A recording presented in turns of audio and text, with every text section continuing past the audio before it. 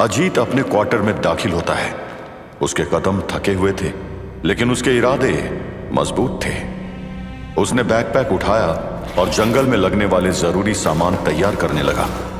मुझे सस्पेंशन का डर दिखा रहे थे ना, 12 साल की नौकरी का ये सिला दे रहे हैं। अब तो मैं चाहे जीऊं या मरूं, लेकिन उस जंगल का सच सामने ला कर रहूंगा।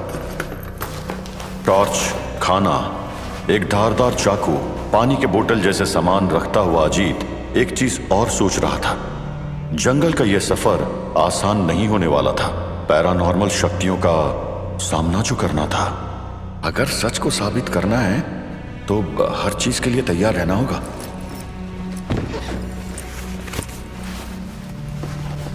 उसने अपने हैवी बूट्स और मजबूत जैकेट पहनी।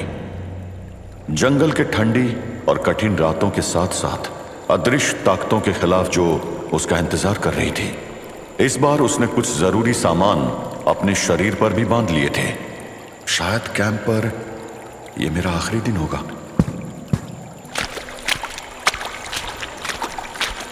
अपना बैकपैक पीठ पर डालकर अजीत जंगल की तरफ दौड़ पड़ा। उसके कदमों की आवाज बेचैनी से भरी रात को और गहरा बना रही थी। पेड़ के पत्तों के बीच से चलती हवा भी जैसे कुछ बड़ी घटना का संकेत दे रही थी।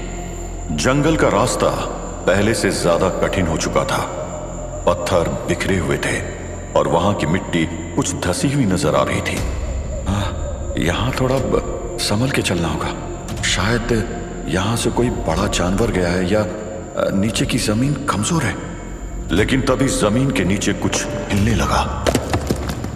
अजीत के पैरों के नीचे की मिट्टी तेजी से नीचे धंसने लगी। उसने अपने कदम संभालने की कोशिश की, लेकिन तब तक वो फंस चुका था। ये क्या हो रहा है? मिट्टी अचानक से धंस गई। अजीत के पैर नीचे चले गए और वो अपना बैलेंस खो बैठा। जमीन के नीचे का ढांचा पूरी तरह टूट चुका था। अजीत एक अंधेरी सुरंग में जा गिरा।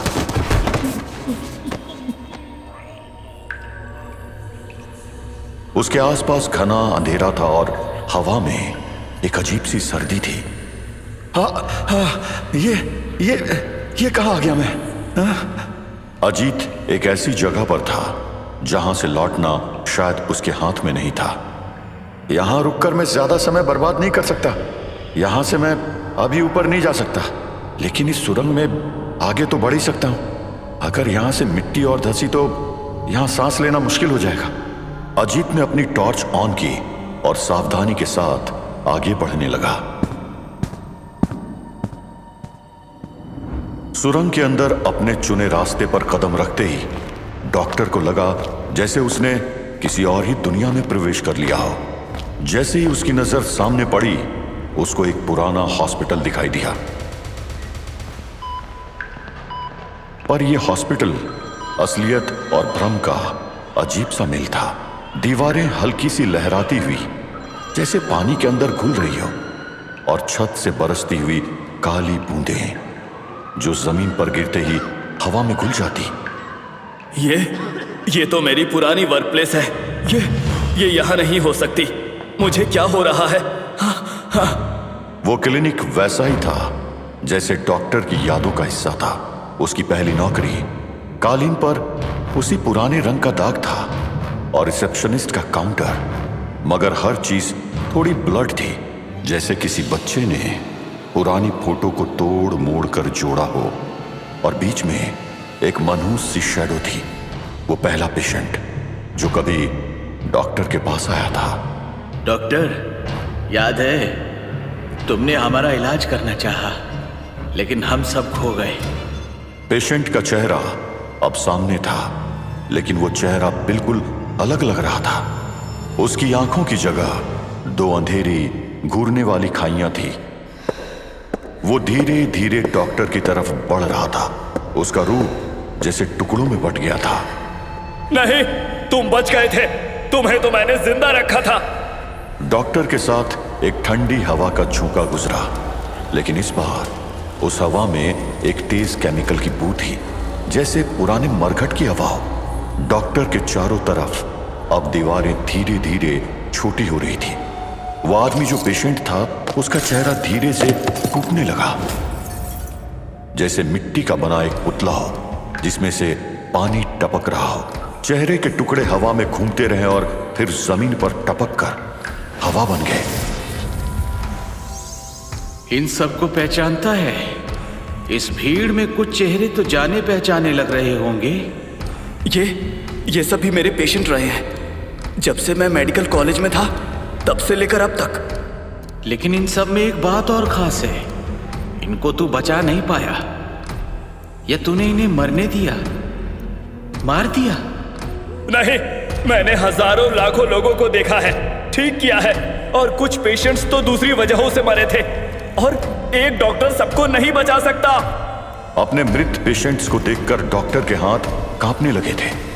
उसकी उंगलियां अपने आप उसके सर तक जाकर जोर से दबाने लगी, जैसे उसका दिमाग फट रहा हो। उसके दिल के अंदर गिल्ट का एक बोझ था, लेकिन वो इस बात को एक्सेप्ट करने के लिए तैयार नहीं था। नहीं नहीं, ये सब सिर्फ मेरे दिमाग में चल रहा है। ये एक चाल है, मेरी गलती नहीं थी। नहीं, ये मेरी गलती नहीं थी। मगर डॉक्टर के सामने का हॉस्पिटल एक नए रूप में ढल रहा था। अचानक दीवारें फटने लगी और उनमें से लाल रंग का खून निकलकर फर्श पर फैलने लगा। उस लाल खून में पुराने पेशेंट्स के हाथ, आंखें और चेहरे तैर रहे थे। सब उसे ही देख रहे थे। हम सब खो गए डॉक्टर। तुम्हें याद है, तुमने हम सबको बहुत दूर भेज दिया। एक पल के लिए डॉक्टर को लगा जैसे जमीन उसके नीचे से खिसक रही हो। वो सब चेहरे अब उसकी तरफ बढ़ रहे थे, उसकी आंखों में देखते हुए, एक एक शब्द को घुमाकर, जैसे वो अपनी शिकायतें बोल रहे हो, पर शब्दों के बजाय उनके होंठ सिर्फ कांप रहे थे, बेआवाज। लेकिन आंखें सब कुछ बोल रही थी। नहीं, दूर हटो, ये सब एक कोरी इमेजिनेशन है। तभी एक अनजान आवाज गूंजी और डॉक्टर के सामने का दृश्य एकदम सामान्य हो गया। अरे कौन है इस सुरंग में? कौन चिल्ला रहा है? क्या तुम्हें मदद चाहिए? डॉक्टर के सामने अजीत खड़ा था। डॉक्टर को समझते देर नहीं लगी कि ये इंसान भ्रम नहीं है। दोनों ने एक दूसरे को अपने बारे में बताया। कुछ देर बाद दोनों वापस डॉक्टर के कमरे की तरफ लौट रहे थे। चलो, ये अच्छा हुआ कि मुझे तुम्हें यहाँ घट रही अजीब घटनाओं का एक्सप्लेनेशन नहीं देना पड़ा। तुम ऊपर से नीचे गिर पड़े, यानी जमीन धंसने से सुरंग का ये रास्ता तो बंद हो चुका है। मैंने पूरे एरिया की मार्किंग की हुई है। अगर जरूरत पड़ी तो हम ऊपर जमीन से देख सकते हैं। ये जांच कर सकते हैं कि सुरंग का ये रास्ता आगे कहां तक गया होगा। वेयरवुल्फ विक्रम से अजीत के बचने की कहानी सुनकर डॉक्टर काफी प्रभावित हुआ था। उसने सोचा कि अपने इंसानी शक्ति के साथ भी अजीत उसके बहुत काम आ सकता है। शायद इस सुरंग के रास्ते की जरूरत नहीं पड़ेगी। मुझे तो अब बस तान्नी की चिंता है। भगवान करे सुरंग का रास्ता जो उसने चुना है वहां कोई राज या खतरा ना हो। हे काली मां, तान्नी की रक्षा करना। इधर सुरंग के दूसरे रास्ते पर तानी अपने मन के डर से जूझ रही थी।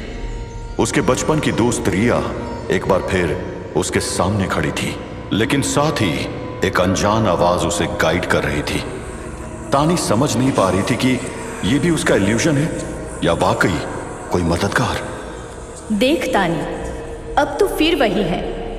कभी जीत नहीं सकती, कभी खड़ी नहीं हो सकती। तू वैसी ही थी और वैसी ही रहेगी। ये झूठ है, ये सब मेरा डर है और मैं इससे लड़ सकती हूँ। तानी के अंदर की आवाज धीरे धीरे उसके डर से तेज होने लगी थी। उसने अपनी सारी हिम्मत जोड़कर रिया की आंखों में देखा। वो आंखें जो कभी उसे तोड़ देती थी, अब बस एक पुरानी कहानी थी।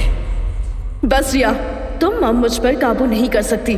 तुम सिर्फ एक पुरानी याद हो और मैं अपने डर से आगे बढ़ चुकी हूँ। मुझे अर्जुन को पाना है। जिस लाइफ का तुम मजाक बनाती थी उसमें बहुत कुछ करना है।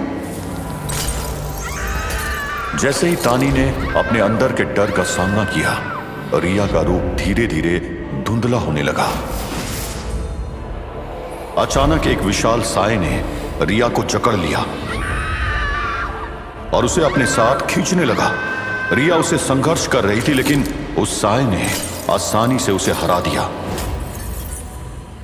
उसने कुछ नहीं कहा, लेकिन तानी उसे देखकर ही समझ गई कि ये वही है जिसकी आवाज उसके मन में गूंज रही थी।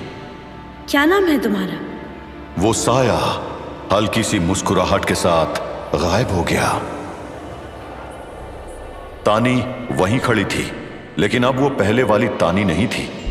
उसने अपने सबसे गहरे डर का सामना किया था और अब वो इस अंधेरी दुनिया में खुद के लिए एक रोशनी बन चुकी थी। ये मदद करने वाली शक्ति कौन थी? क्या ये कोई रक्षक है या एक नई मुश्किल?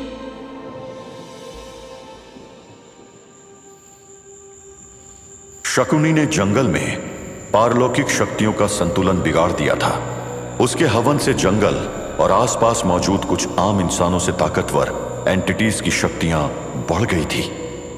चीनी की कुछ शक्तियां लौट आई थी, लेकिन अभी वो इतनी ताकतवर नहीं हुई थी कि शकुनी को ढूंढ कर मार सके।